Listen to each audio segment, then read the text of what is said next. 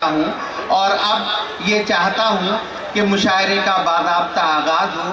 آج کے اس یادگار اور باوقار مشاعرے کی نظامت کے لیے جس شاعر کا، جس فنکار کا، جس اناؤنسر کا انتخاب کیا گیا ہے، اس کا نام نامی اس میں گرامی اقبال اشر ہے۔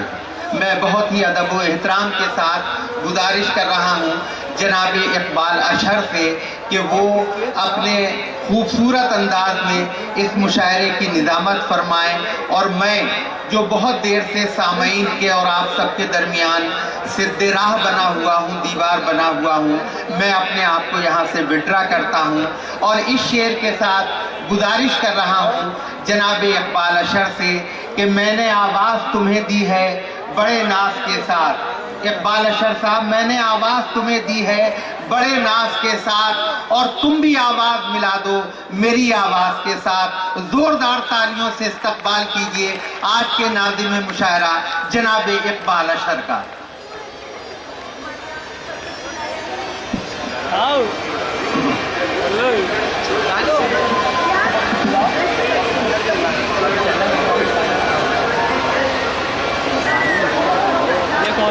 حاضرین گرامی،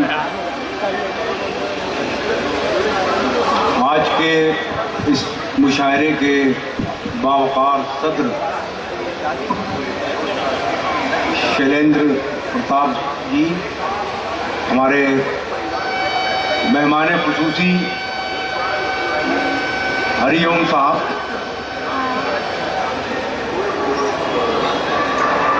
اور مراد آباد کے باذوق سامعین،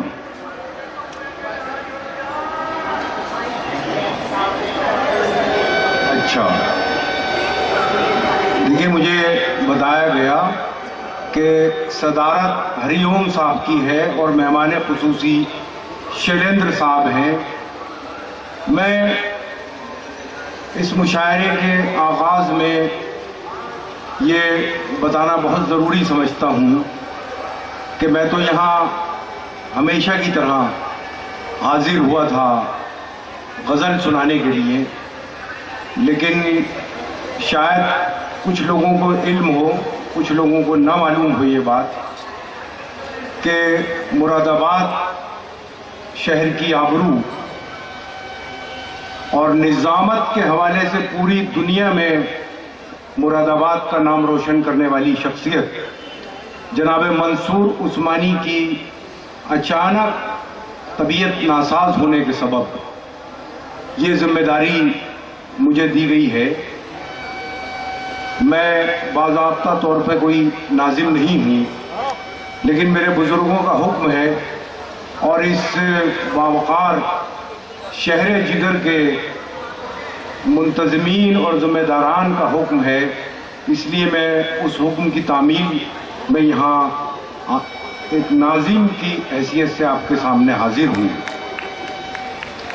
میں بہت دیر سے سوچ رہا تھا کہ میں گفتگو کا آغاز جب کروں گا تو اردو ادب سے متعلق کچھ جملے آپ کے گوش گزار کروں گا، اس کی تاریخ پر سرسری سی روشنی ڈالوں گا، لیکن میری یہ مشکل آسان کر دی ہمارے مہمان خصوصی شیلیندر جی نے۔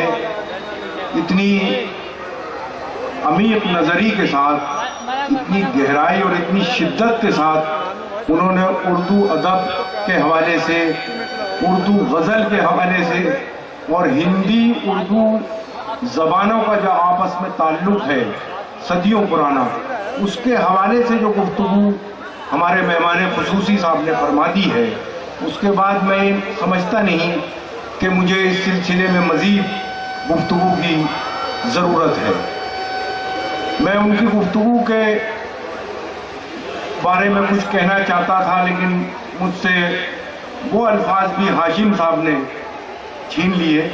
ہاشم صاحب نے وہ سب کچھ کہہ دیا جو میں مہمان محترم کی گفتگو کے حوالے سے آپ کے گوش گزار کرنا چاہتا تھا۔ لیکن میں اتنا ضرور کہوں گا دوستو کہ یہ وہ شہر ہے کہ جس کے سامعین کو کچھ بھی سمجھانے کی ضرورت نہیں۔ یہ رئیس المتغزلین حضرت جگر مراد آبادی کا شہر ہے. جی دوستو، آبرو غزل پروفیسر وسیم بریلوی صاحب تشریف لا چکے ہیں. میں گزارش کروں گا کہ وسیم صاحب کے استقبال میں ایک مرتبہ آپ زوردار تالیاں بجا دیں. یقیناً وہ اس سرزمین اور اس پورے خطے کی آبرو نہیں بلکہ پورے ہندوستان اور پورے اردو ادب کی آبرو ہیں. میں گزارش کروں گا منتظمین سے، جناب کشیش وارسی جناب پروفیسر وسیم بریلوی صاحب کا استقبال فرما رہے ہیں. تو دوستو، یہ وہ دیار ہے، یہ وہ شہر ہے کہ یہاں لب کشائی آسان نہیں ہوتی. یہاں یہ وہ شہر ہے کہ جس کے بارے میں حضرت جگر مراد آبادی صاحب نے فرمایا ہے کہ لاکھوں میں انتخاب کے قابل بنا دیا، لاکھوں میں انتخاب کے قابل بنا دیا، جس دل کو تم نے دیکھ لیا دل بنا دیا. تو یہ تو وہ شہر ہے جو جہاں پہنچ کر فنکار، جہاں کلام سنا کر شاعر مستند ہو جاتا ہے. ہمارے سامنے جے پال ویست جی بھی تشریف رکھتے ہیں جو یقیناً اس شہر کے ممتاز لوگوں میں ہیں. میں آپ سے گفتگو کرتا رہوں گا دوستو. قبل اس کے کہ میں نعت پاک سے مشاعرے کے آغاز کے لیے کسی شاعر سے درخواست کروں، میں ایک شعر اور سنانا چاہتا ہوں جو اس سرزمین کے سے تعلق رکھتا ہے. وہ شعر، اور یہ شعر پوری دنیا کو یہ بتاتا ہے کہ مراد آباد کی سرزمین اور یہاں کے لوگوں کی سوچ کیا ہے. شعر یہ ہے کہ ایک شجر ایسا محبت کا لگایا جائے، ایک شجر ایسا محبت کا لگایا جائے جس کا ہم سائے کے آنگن میں بھی سایہ جائے. یہ بڑا نمائندہ اور ممتاز شعر ہے جو اس سرزمین سے تعلق رکھتا ہے اور پوری دنیا میں جانا اور پہچانا جاتا ہے. تو میں امید کرتا ہوں دوستو کہ میری کمزور گفتگو کو آپ معاف فرماتے ہوئے میرے ساتھ تعاون کریں گے. اور چونکہ آپ تربیت یافتہ سامعین ہیں، لہٰذا مجھے بہت زیادہ کہنے کی کچھ بھی ضرورت نہیں پیش آئے گی، اور آپ مشاعرے کی روایت اور اردو ادب کی قدروں سے بخوبی واقف ہیں. مجھے امید ہے آج کا یہ مشاعرہ تاریخ ساز ثابت ہوگا. اور ساتھ ہی ساتھ میں اس ڈائس سے یہ دعا بھی کرتا ہوں کہ ہمارے بڑے بھائی جناب منصور عثمانی جو اس شہر کی ممتاز شخصیت ہیں، ان کی طبیعت ناساز ہے، آپ ان کے لیے بھی دعا فرمائیں کہ اللہ تعالیٰ انہیں شفا کاملہ عطا فرمائے اور انہیں دیر تک ہمارے بیچ قائم اور دائم